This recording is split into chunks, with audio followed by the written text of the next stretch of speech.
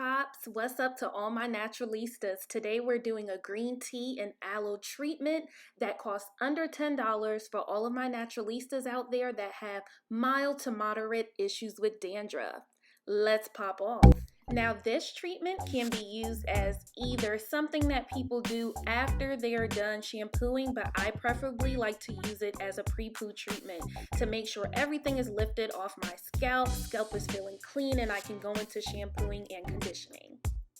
To start off, I make sure that my water is boiled and hot and just really going, making sure that it will definitely pull the extract out of the tea bags that I'm using, which are Newman's Own 100% organic green tea.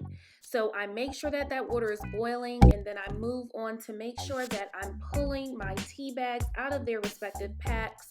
For my naturalistas out there that actually use the actual leaves from tea as opposed to using the pack, feel free to do that as well. But we just want to make sure that it's green tea. Green tea has historically been used on natural hair, and it strips the hair of all residue, but is not so harsh to the point that we risk the potential of completely drying out our scalps and breaking off our tresses. So you want to make sure that you have those tea bags in there. They're good and soaked in that water, making sure that that water gets everything out of it. For me, I like my tea bags to sit for at least 15 to 20 minutes to make sure everything is out and get it moving. And you can go ahead and get that out of the way to make sure that it's cooling and move on to cutting up your aloe leaves. This is the same aloe leaf that I actually used for the aloe and jojoba pre-poo treatment video that I did last week. So please go back to my channel and check that out. And we want to make sure that we're being cost efficient. So that is specifically why I saved half of that aloe plant. And look at that juice, that slime still moving. We're not missing out on any nutrients. So to cut the aloe cutting can be a bit difficult. So as I use it more, I'm making sure that I'm refining my process for doing that. Right now I'm using my fingers and just using it to prop open that aloe leaf, as opposed to what I did last video with cutting it with a knife, which it can be very dangerous. And if you're not crafty with a knife, you know, we definitely want to mitigate any risks.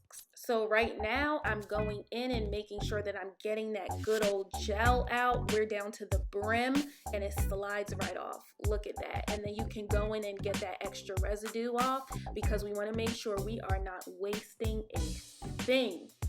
And you go ahead and all of the pieces that you cut for the aloe vera, you just want to repeat this process.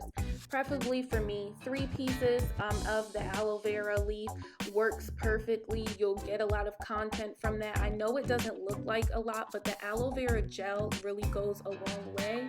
So less is more in this situation.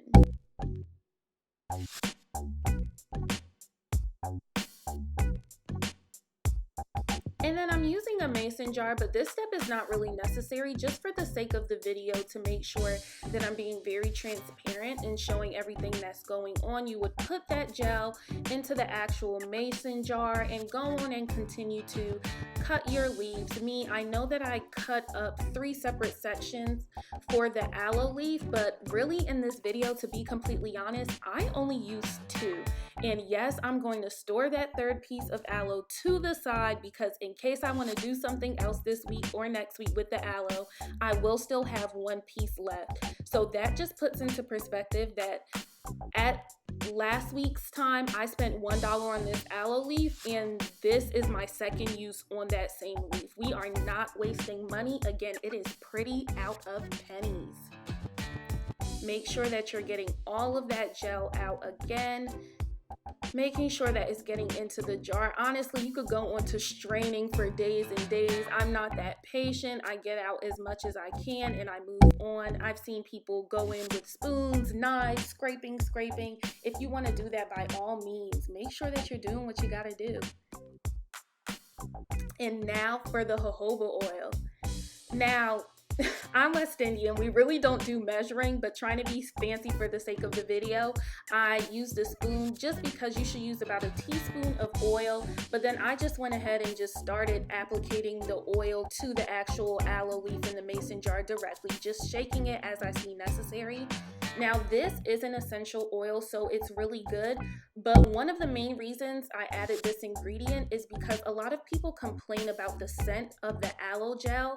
So to combat that smell, since you are applying this to your hair, please feel free to use one of your favorite oils, making sure that the oil actually penetrates the cuticle and that it will leave your hair with a scent that's to your satisfaction. I can handle the aloe scent, so I don't mind. And then again, making sure we're getting our money's worth.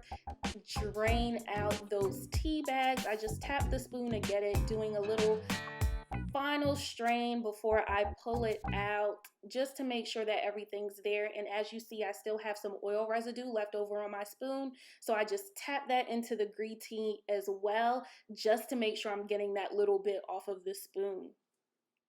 And now from this step, I'm going to apply that green tea to the actual aloe and jojoba mixture that I have in. I see I'm having a little spillage there, but yes, this is what it looks like. Make sure that you have all the contents out, and see we have a full mason jar of this treatment that we're putting into our hair.